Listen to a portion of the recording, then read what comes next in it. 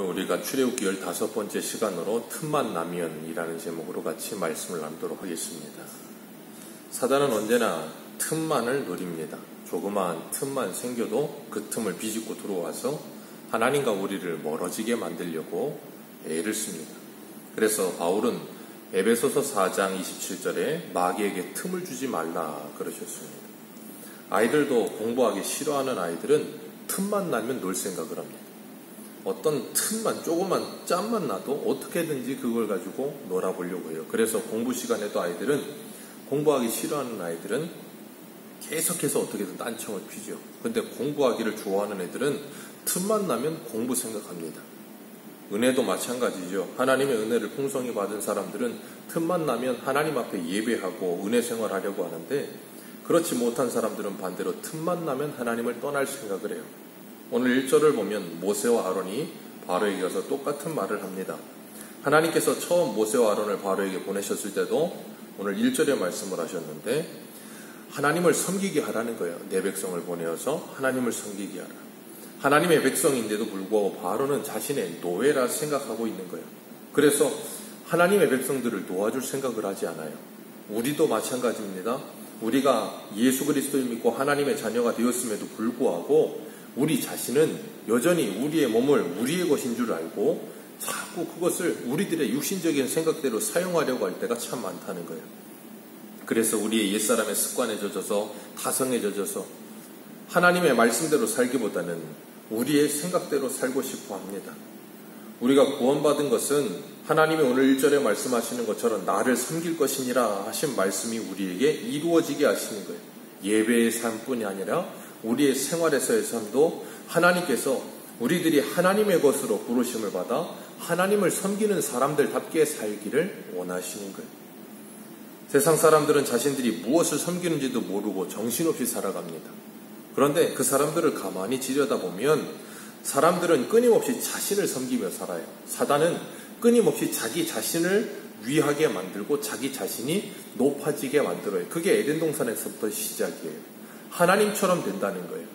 그 유혹에 빠진 사람은 일평생 자기 자신이 높아지는 일에만 애쓰고 힘쓰면서 합니다. 그러나 예수 그리스도를 믿고 하나님의 자녀가 되어진 하나님의 사람들은 자신을 높이는 삶이 아니라 하나님을 높이는 삶을 살아요. 그리고 사단에게 속지 않고 하나님의 말씀에 붙들리는 삶을 살죠. 오늘 2절 말씀 보면 바로가 하나님의 말씀을 거절하면 하나님께서 개구리를 온 땅에 보내겠다라고 말씀하세요. 온 땅에 보내겠다. 이 개구리는, 애굽의 개구리는 이 그냥 개구리가 아니고 이 애굽 사람들이 신으로 섬기는 개구리예요. 풍요와 다산의 신인데 이 애굽의 헤카라고 하는 이름을 가진 신입니다. 하나님께서 이 다산과 풍요의 신인 이 헤카라고 하는 이 신을 이스라엘 백성들이 아닌 이 애굽 전체에다가 보내주겠다는 거예요. 너희들이 그렇게 좋아하는 신 어디 마음껏 섬겨보라는 거예요. 이 애굽 당시, 이 당시만 해도 1차 산업시대니까 노동력이 곧 힘입니다. 아이를 많이 낳아야 돼요. 그래야 일손이 많아지죠. 그렇기 때문에 이 다산이라고 하는 것은 곧 힘이고 능력이고 그 사람의 어떤 이 영향력이에요. 그런데 하나님께서는 애굽 온 백성들에게 그 개구리가 너희들의 신이 아니라 오히려 너희들에게 저주거리가 되고 너희들에게 고민거리가 되게 만드시겠다라고 말씀하시는 거예요. 그리고 그들 스스로가 그 개구리가 가득해지는 모습을 보면서 거기에 질려버리고 아예 스스로 실어버리게 만드시겠다는 거예요. 얼마나 많아지는지 3절과 4절을 보면 왕과 왕궁과 그리고 신하들의 집과 백성들의 집과 그리고 그 집의 화덕과, 그러니까 주방과 침실과 온 방에 개구리가 가득 그냥 이거를 그냥 상상만 해도 징그러워요. 개구리 파충류 종류이기 때문에 그걸 싫어하는 분들은 그냥 보는 것도 징그러워하는데 그게 온 집안 사방에 다 있다고 생각해 보세요. 그걸 누가 좋아하겠습니까? 그렇게 개구리도 뒤덮여 있다고 생각하면 아마 하루도 견디기 힘들 거예요. 그런데 그 개구리를 또 죽이지도 못해요. 왜냐하면 신이거든요. 지금도 저 인도에 가면 소가 신이잖아요. 그러니까 소가 신이니까 소를 잡아 죽이지도 못합니다. 먹지도 못해요. 사람들은 굶어 죽는데도 소는 길거리에 돌아다녀요. 참 재밌죠. 그런 것처럼 이 애굽 사람들도 이 개구리가 이렇게 득실득실 되는데 잡아 죽이지도 못하는 거예요. 신이니까. 벌 받을까 봐. 8절 말씀 우리 같이 한번 읽겠습니다. 시작. 바로가 모세와 아론을 불러 이르되 여호와께 구하여 나와 내 백성에게서 개구리를 떠나게 하라. 내가 이 백성을 보내리니 그들이 여호와께 제사를 드릴 것입니다. 네, 개구리가 득실되니까 더 이상 견딜 수가 없는 거예요. 애굽의 술객들도 개구리를 올라오기는 했지만 이 말도 안 되는 개구리를 어떻게 처치할 수 있는 방법이 없는 거예요. 그러니까 바로가 항복을 합니다. 그리고 보내겠다는 거예요. 그러니까 어떻게든지 개구리를 돌려보내달라는 거예요. 그리고 모세가 언제 그렇게 할까요? 그랬더니 내일 당장 그렇게 해주라는 거예요. 그리고 나서 10절 말씀에 보면 모세가 이르되 왕의 말씀대로 하여 왕에게 우리 하나님 여호와 같은 이가 없는 줄 알게 하리니. 우리 하나님 외에는 이런 분이 없다는 걸 분명히 알게 해주겠다는 거예요. 너희들이 믿는 그 헤카, 그 개구리신, 그건 아무것도 아니다라는 걸 분명히 알려주겠다는 거예요. 그리고 그 말씀대로 정말 그 다음 날에 곧바로 그 모든 것이 사라져버립니다. 개구리들이 다 나와가지고 다 죽어요. 그게 무더기를 이루어서 개구리가 악취가 나기 시작합니다. 그걸 보면서 이 애굽 사람들이 어떤 생각을 했을까요? 자신들이 평생을 신이라고 믿었던 것들이 그냥 산더미가 쌓여서 악취가 나는 거 보면서 아예 진저리가 쳐지지 않겠습니까? 하나님께서 우상들을 그렇게 망가뜨려 버리겠다라고 말씀하고 계시는 거예요. 그리고 그들이 그렇게 좋아하던 그 풍요와 다산이라는 게 그렇게 좋은 것만이 아니다라는 걸 그들에게 철저하게 알게 하시는 거예요. 아이들 이솝 우화에 보면 미다스 왕이라고 하는 사람이 나와요. 우리가 쉽게 이해하자면 마이다스의 손이라는 표현이 나오잖아요. 그게 이 미다스 왕에 대한 유래에서 나온 건데, 이 왕이 욕심이 많아가지고 소원을 빌었어요. 신에게. 뭐라 그랬는가 하면 자기 손으로 만지는 모든 것이 다 금이 되게 해달라고 소원을 빌어요. 그리고 신이 그 소원을 이루어줍니다. 그래서 자기가 만지는 건 전부 다 금이 되는 거예요. 얼마나 좋겠어요. 처음에는 뭐 만지기만 하면 다 금이 되니까 자기는 부자가 됐다고 생각하는 거예요. 그런데 음식을 먹으려고 해도 음식을 집으면 전부 다 금으로 변해버리는 거예요. 나중에는 자기가 가장 사랑하는 딸도 자기가 만져서 금이 돼버렸어요. 그게 좋은 겁니까? 오히려 그게 저주가 돼버리는 거예요. 자기는 그게 제일 좋은 건 줄 알았어요. 그런데 그게 가장 저주스러운 거라는 걸 깨닫게 되는 거예요. 이 애굽 사람들이 개구리가 오기만 하면 풍요의 신이다, 다산의 신이다 너무 좋아해요. 근데 넘치니까. 그게 좋은 게 아니라 오히려 저주가 돼요. 우리도 이 종탑에다가 까치, 뭐 우리나라 사람들 까치하고 좋은 손님 온다고 까치 집 지으니까 아주 그냥 처치 곤란해. 그런 것처럼 마이다스의 손이라는 것이 유래가 됐어요. 그래서 사람들은 이 손만 대면 잘 되는 게 굉장히 잘 되는 거라고 생각하지만 그렇지 않다는 거예요. 오히려 그렇지 않을 때가 더 좋을 때가 있다는 거예요. 차라리 없을 때가 더 행복할 때가 더 많아요. 우리나라 사람들 경제적인 부를 이루고 있지만 그 경제적인 부 때문에 일어나는 더 안 좋은 일들이 얼마나 많습니까? 옛날에는 못 먹어서 탈이었는데 요즘은 너무 먹어서 탈이에요. 옛날에는 먹을 게 없었는데 요즘은 어떻게든지 너무 많이 먹어서 찐 살을 빼야 되는 게 문제예요. 온갖 성인병이 가득합니다.